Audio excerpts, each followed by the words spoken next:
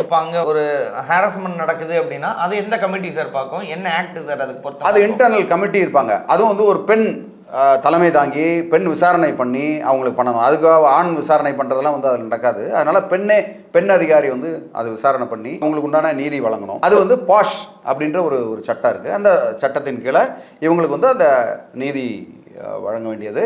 ரெண்டாவது, பெண்கள் வந்து தைரியமாக அவங்க புகாரை கொடுக்கணும். இந்த மாதிரி ஒரு ஹராஸ்மெண்ட் இருந்தால் அதை கொடுக்க முன் வந்தால் தான் அவங்களுடைய அந்த உரிமை நிலைநிறுத்தப்படும். சார் இப்போ வந்து இஎஸ்ஐ பிஎஃப் எல்லா கம்பெனியில் எம்ப்ளாயீஸ்க்கு பிடிக்கிறாங்க. அந்த இஎஸ்ஐ ஹாஸ்பிட்டல்ஸ் எல்லாம் இருக்குதுல்ல சார், அந்த பெனிஃபிட் அந்த எம்ப்ளாய்க்கு அப்ளிகபிளாக ஆகுங்களா சார்? 100% அப்ளிகேபிள் ஆகும். இஎஸ்ஐலாம் வந்து உலகத்தரம் வாய்ந்த எக்யூப்மெண்ட்டு அந்த மாதிரி ஹாஸ்பிட்டல்ஸ்லாம் இருக்குது. ப்ரைவேட் ஹாஸ்பிட்டலில் தான் நல்லா நடக்குன்றதுலாம் ஒரு மித்து. இந்த மாதிரி கவர்மெண்ட் ஹாஸ்பிட்டலில் இந்த இஎஸ்ஐ ஹாஸ்பிட்டலில் அவ்வளோ ஒரு நல்ல ஃபெசிலிட்டி இருக்குது. தாராளமாக அவங்க வந்து போய் ஃப்ரீயாக அந்த இடத்துல வைத்தியம் பார்த்துக்கலாம் அப்படின்றது தான் நிதர்சனமான உண்மை.